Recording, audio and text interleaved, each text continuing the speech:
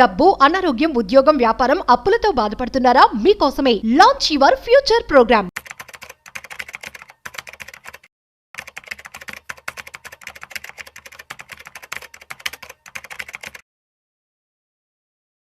₹20,00,000 ఉన్నాయి. అయితే ఒక స్టార్టప్ ఐడియా ఉంది. సో ప్రస్తుతం మనం చూసినట్టయితే భారతదేశంలో చాలా మంది కూడా స్టార్టప్స్ వైపు ముందుకు అడుగులు వేస్తున్నారు. At the same time central government కూడా చాలా స్కీమ్స్ అయితే తీసుకురావడం జరిగింది. సో ఇటువంటి పరిస్థితుల్లో ఒక 20,00,000 పెట్టి క్యాపిటల్ ఇన్వెస్ట్మెంట్తో ఒక స్టార్టప్ స్టార్ట్ చేయడం బెటరా? సో లేదు అనుకున్నట్లయితే మ్యూచువల్ ఫండ్స్లో ఎక్కువ డబ్బులు వస్తాయని మనందరికీ తెలుసు. సో మ్యూచువల్ ఫండ్స్లో ఇన్వెస్ట్మెంట్ చేయడం బెటరా? సో దీనికి సంబంధించి ఇవాళ మనం పూర్తిగా తెలుసుకోబోతున్నాం. సో వీడియోని మిస్ అవ్వకుండా ఎండ్ వరకు చూసేయండి. హాయ్, హలో, నమస్తే, welcome to business buzz with Raju Pasupuleti on Suman TV. So వీటి గురించి మనతో చెప్పడానికి ఇవాళ మనతో ఉన్నారు సర్టిఫైడ్ ఫైనాన్షియల్ ఎక్స్పర్ట్ గిరిబాబు గారు. సో వారి మాటల్లోనే మరింత సమాచారం అడిగి తెలుసుకుందాం. సో హాయ్ సార్, నమస్తే. నమస్తే అండి. సార్ ఎలా ఉన్నారు? ఫైన్ అండి. సార్ క్వశ్చన్ విన్నారు కదా? So 20 lakhs of startup versus 20 lakhs of investment in mutual funds, ఏమంటారు? యాక్చువల్గా రెండింటికి మీరు అన్కంపారబుల్ క్వశ్చన్స్ అడుగుతున్నారు. అవునా? ఎందుకంటే investment in startup is nothing but a business. ఎందుకు అడిగాను అంటే ఇప్పుడు చాలా మంది కూడా కన్ఫ్యూజన్ ఉంటుంది. సో ఇప్పుడు ఎవరు తెలియని వ్యక్తికి ఒక 24 years 25 years ఏజ్లో సో ఫ్యామిలీ దగ్గర నుంచి డబ్బులు తీసుకొని తాను బిజినెస్ స్టార్ట్ చేయాలి, లేదంటే స్టార్ట్అప్ కొత్త ఇన్నోవేటివ్ ఐడియాతో వచ్చాడు. సో దానికి ఎటువంటి క్లారిటీ ఉండదు కాబట్టి సో లాస్ అయ్యే కంటే కూడా సేఫ్ సైడ్ ఇన్వెస్ట్మెంట్ చేయడం బెటర్ అంటారా, అసలు రిస్క్ తీసుకోమంటారా? యాక్చువల్గా ఆల్వేస్ రిస్క్ తీసుకుంటే రివార్డ్ వస్తుంది అనుకుంటారు. ట్రూయే, కరెక్టే. కానీ మీ దగ్గర డబ్బులు తీసుకెళ్ళి మీరు సినిమా ఇండస్ట్రీలో ఇన్వెస్ట్ చేస్తే రిస్క్ చాలా ఉంటుంది, రివార్డ్ గ్యారంటీగా వస్తుందా? రాదు, పోయే అవకాశాలు చాలా ఉంటాయి. సో ఇప్పుడు స్టార్ట్అప్ కంపెనీ 20 lakhs తో స్టార్ట్ చేయగలిగి ఆ స్టార్ట్అప్ అనేది సక్సెస్ అయ్యి అతనికి ఏమన్నా రిటర్న్స్ రాగలిగితే ఓకే. కానీ what is the success rate in startup companies as per you? 2 to 3% on and average. Max 5%. 100 startups ఉన్నాయంటే 90 స్టార్ట్అప్స్ ఫెయిల్ అయిపోతాయి, సక్సెస్ అవ్వవు. Only success rate max to max 5% ఉంటుంది. ఇంత తక్కువ సక్సెస్ రేట్ ఉన్న స్టార్ట్అప్ ఇండస్ట్రీ ఎకో సిస్టంలో మనం 20 లక్షలు పెట్టి ఇన్వెస్ట్ చేసి నేను సక్సెస్ అవ్వకపోతే what is my plan B? ఇప్పుడు చాలా మంది ఇప్పుడు ఇంజనీరింగ్ స్టూడెంట్స్ గా ఉండి ఇంజనీరింగ్ కంప్లీట్ అయ్యేటప్పుడు వాళ్ళకు చాలా థాట్ ప్రాసెస్ ఉంటుంది, ఏది నేను ఒక స్టార్ట్అప్ చేయాలి ఇవన్నీ. కానీ ఫండింగ్ ఉండదు. సపోజ్ నా దగ్గర 20 lakhs వచ్చాయి ఫండింగ్ అనుకోండి. సో ఈ 20 lakhs అయిపోయిన తర్వాత సరిపోకపోతే పరిస్థితి ఏంటి? దాని మధ్యలో ఆపేయాలా? వెంచర్ క్యాపిటలిస్ట్ వచ్చి ఇస్తారా? ఏంజల్ ఇన్వెస్టర్స్ ఇస్తారా? ఇప్పుడు మనకు టీ హబ్ కూడా ఉంది. అక్కడ మనకు ఏంజల్ ఇన్వెస్టర్స్ ని స్టార్ట్అప్ ఎకో సిస్టమ్ లో ఉండే మొత్తం అందరినీ కనెక్ట్ చేస్తారు. అక్కడ మీకు ఫండింగ్ దొరకవచ్చు. బట్ ఈజ్ ఇట్ గ్యారంటీ దొరుకుతుందని ఉంటుందా? దొరకకపోవచ్చు. అండ్ చాలా ఇన్నోవేటివ్ థాట్స్ తోటి చాలా చాలా వచ్చాయి. బట్ సక్సెస్ రేట్ తక్కువ ఉండడం వల్ల, ఫెయిల్యూర్స్ ఎక్కువ ఉండడం వల్ల ఆ ఉన్న డబ్బులన్నీ పోగొట్టుకొని ఆ ఉన్న డబ్బుల్లో వాళ్ళు ఇంకా ఏం చేయాలో అర్థం కాక, అటు ముందుకు వెళ్ళలేక, వెనక్కి పోలేక సతమతం వాళ్ళు చాలా మంది ఉన్నారు. సో ఈ క్వశ్చన్, ఈ ఆన్సర్ వినగానే అందరూ పాపం చూసి భయపడతారేమో. జెప్టో మరి ఇప్పుడు చూడండి 19 years వాళ్ళు. అవును. సో ఎంత ఇప్పుడు టాప్ లిస్ట్ లో ఉన్నారు. ఎన్ని ఉన్నాయి అలాంటివి? చాలా తక్కువ, రేర్. అది చెప్పాను నేను. సక్సెస్ రేట్ ఈవెన్ అభిబస్ ఉందా? అవును, అది కూడా స్టార్ట్అప్ లాగా స్టార్ట్ అయింది కదా. బెంగళూరు నుంచి హైదరాబాద్ రావాలి ఎవ్రీ మంత్ ఆఫీస్ నుంచి. ప్రతిసారి బుకింగ్ చేయడం ఇబ్బంది అయిపోతుంది. ఎక్కడ బస్సులు వెళ్తున్నాయో తెలియట్లేదు, ఏ బస్సులు తెలియట్లేదు. ఇప్పుడు ఏం చేస్తున్నా అతను, సుధాకర్ అనే అతను రెడ్ బస్ ఒక కంపెనీ స్టార్ట్ చేసి అందరూ సర్వీస్ ప్రొవైడర్స్ ఒక దగ్గర తీసుకొచ్చి ఒక ప్లాట్ఫామ్ క్రియేట్ చేసి బస్ జర్నీ చేసే ట్రావెలర్స్ ని ఒక దగ్గర తీసుకొచ్చి సర్వీస్ ప్రొవైడర్ దగ్గర తీసుకొచ్చి అంతా చేసి ఒక సక్సెస్ఫుల్ కంపెనీ అయింది. ఎగ్జాక్ట్లీ. బట్ ఫెయిల్యూర్స్ ని ఎంతగానో బైజూస్ బిలియనియర్ కంపెనీ, ఇప్పుడు పరిస్థితి ఏంటి? మొత్తం జీరో అయిపోయింది కదా. ఆస్తులు అమ్ముకొని అప్పు కట్టాల్సి వచ్చింది. ఇంకా స్టిల్ దట్ ఈస్ నోవేర్, తెలియదు ఎక్కడ ఉంటుందో తెలియదు పరిస్థితి. అంటే సక్సెస్ రేట్ వెళ్తేనే అలాగే వెళ్తుంది, లేకపోతే ఇలా ఉంటుంది. సో మీకు నేను ఒక ఫెయిల్ అయితే what is my plan B? ఆ ప్లాన్ బి అనేది లేకుండా don't start this kind of things. Okay. So అప్పుడు ప్లాన్ బి లేకపోతే ఏమవుతుంది? నేను ప్లాన్ ఏలో సక్సెస్ అవ్వకపోతే ఏం చేయాలి? ఎక్కడికి వెళ్ళాలి? Where is my platform?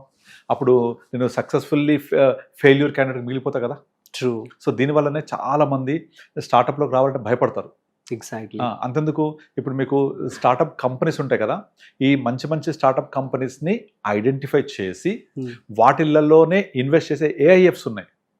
Alternative investment fund ఒక ఫండ్స్ ఉంటాయి. ఇది ఒక మోడ్ ఆఫ్ ఇన్వెస్ట్మెంట్. ఎందుకు చెప్తున్నానంటే, ఇది ఎవరైతే నేను స్టార్ట్అప్ ఎకో సిస్టమ్స్ లో ఇన్వెస్ట్ చేయాలనుకుంటారో వాళ్ళకు రాదర్ నేనే ఒక స్టార్ట్అప్ తయారు చేసి నేనే ఒక సక్సెస్ అయ్యే బదులు మీ దగ్గర ఉన్న బడ్జెట్ ని మినిమం 1 crore ఇన్వెస్ట్మెంట్ ఏఎఫ్ లో ఆ బడ్జెట్ తోటి వాళ్ళు స్టార్ట్అప్స్ లో మాత్రమే ఇన్వెస్ట్ చేసే రెస్పెక్ట్ ఏఎఫ్స్ ఉన్నాయి మార్కెట్ లో. అందులో ఇన్వెస్ట్ చేస్తే ఆ ఏఎఫ్ ఏం చేస్తుంది, ఎక్కడెక్కడైతే మంచి మంచి స్టార్ట్అప్స్ ఉన్నాయో వాటిని ఐడెంటిఫై చేసి పట్టుకొని వాళ్లకు ఫండింగ్ చేస్తుంటారు. వీళ్ళు చేసి వాళ్ళు ఏం చేస్తారు, 10% 20% స్టేక్ కొనేస్తారు, కొని బోర్డులో కూర్చుంటారు. సో అప్పుడు సక్సెస్ఫుల్ అయినప్పుడు అది 1 పైసాది 100 వెళ్ళినంత డిఫరెన్స్ ఉంటుంది. అది అంటే రిస్క్ కూడా ఎక్కువ ఉండదు. అంటే వీళ్ళు నార్మల్ గా ఒక స్టార్ట్అప్ స్టార్ట్ అయ్యేటప్పుడు బడ్జెట్ తక్కువ ఉంటుంది కదా, 20 lakhs 30 lakhs పెట్టి దాంట్లో ఆల్మోస్ట్ 10% 50% స్టేక్ తీసేసుకుంటారు. రేపు పొద్దున అది పెరిగినప్పుడు, ఇప్పుడు Zomato for example starting promoters పెట్టిన వాల్యూ పర్ షేర్ ఎంత తెలుసా, 20 పైసలు. వాళ్ళు ఎగ్జిట్ అయింది 70 రూపాయలు ఎగ్జిట్ అయ్యారు ఐపీఓకి వచ్చి. 25 పైసా వాళ్ళకి పడ్డ రేట్ అది. ఎగ్జిట్ అయినప్పుడు వాళ్ళు పబ్లిక్ ఇష్యూకి వచ్చింది కదా, ఓఎఫ్ఎస్ వచ్చింది, అది ఆఫర్ ఫర్ సేల్. అంటే ప్రమోటర్స్ ఆఫ్లోడ్ చేస్తారు షేర్స్. అలా చేసింది 70 రూపీస్ పబ్లిక్ ఇష్యూ. వాళ్ళ అక్విజిషన్ కాస్ట్ 20 పైసలు. సో ఇంత డిఫరెన్స్ వచ్చింది ఆ ప్రాఫిట్. అది ఎన్నిట్లో వస్తుంది, ఎన్ని జొమాటో లాగా అవుతాయి, ఎన్ని బ్లింకిట్ లాగా అవుతాయి.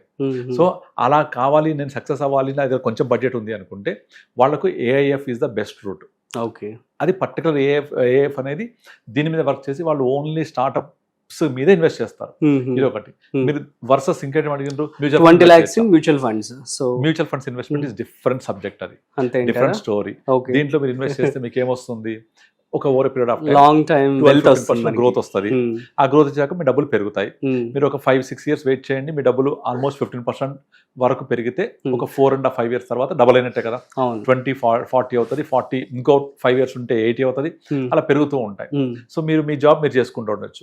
పర్సనల్లీ యూఆర్ ఫ్రీ, మీ డబ్బులు వర్క్ అవుతూ ఉంటాయి. అంటే స్టార్ట్అప్ థాట్ లేని వాళ్ళకైతే ఇది బెస్ట్ ఆప్షన్. సో ఒకవేళ తను చేయాలనుకుంటే, సో మేబీ డబ్బులు ఎలాగో పెరుగుతాయి కాబట్టి ఒక 10 years వెయిట్ చేసి అప్పుడు స్టార్ట్ చేసుకొని బిఫోర్ అంటే చేసుకోవచ్చు కదా. బిఫోర్ దట్ ఒక గ్రౌండ్ వర్క్ చేసి మొత్తం అంతా ఇన్ఫర్మేషన్ తీసుకొని చేయొచ్చు.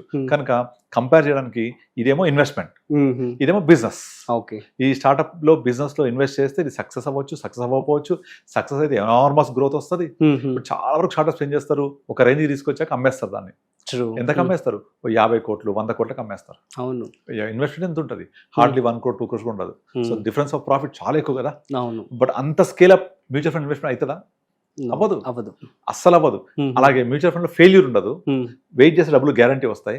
ఇక్కడ ఫెయిల్యూర్ 95% పాసిబిలిటీ ఉంటుంది. అంటే మీ 20 లక్షలు 2 కోట్లు అవ్వచ్చు, మీ 20 లక్షలు 0 కూడా అవ్వచ్చు. అది కూడా win win win. So for example quality of input, quality of output ఇస్తే కనుక క్వాలిటీ ఆఫ్ రిజల్ట్స్ వస్తాయి. ఇంకోటి ఏమైతుంది, స్టార్ట్అప్ లో మీరు స్టార్ట్ చేసి ముందుకెళ్తున్న కొద్దీ డబ్బులు ఇంకా అవసరమయ్యి అప్పులు తీసుకొచ్చి టోటల్ గా ఫెయిల్ అవుతే అప్పులు తీర్చలేక ఉన్న ఆస్తులు అమ్ముకొని పోయిన వాళ్ళు కూడా ఉన్నారు కదా. ఎగ్జాక్ట్లీ కదా. అంటే రాదర్ మేకింగ్ మనీ. ఇప్పుడు స్టార్ట్అప్స్ కి సెంట్రల్ గవర్నమెంట్ చాలా స్కీమ్స్ కూడా తీసుకురావడం జరిగింది. ఉన్నాయి, కరెక్టే. ఆ స్కీమ్స్ అన్ని కూడా సబ్సిడీ ఇస్తాయి, హెల్పింగ్ చేస్తాయి, ఇన్ఫ్రాస్ట్రక్చర్ ప్రొవైడ్ చేస్తాయి. బట్ సక్సెస్ అవుతేనే డబ్బులు వస్తాయి. ఇవన్నీ ఒక లాంగ్ ప్రయాణానికి హెల్ప్ అయ్యే ఎలిమెంట్స్ లాంటివి. బట్ సక్సెస్ కాకపోతే అవును ఇట్ బికమ్ ఫెయిల్యూర్. అవును, పెట్టుబడి ఎవరిది, అంతే కదా. అట్లా మీరు నార్మల్గా ఈనాడు బుక్లో చదువుతుంటే చాలా స్టోరీస్ వస్తూ ఉంటాయి, చాలా చోట్ల చదువుతూ ఉంటాం. మీకు సక్సెస్ అనేవి కొన్నే ఉంటాయి, ఫెయిల్యూర్స్ చాలా ఉంటాయి.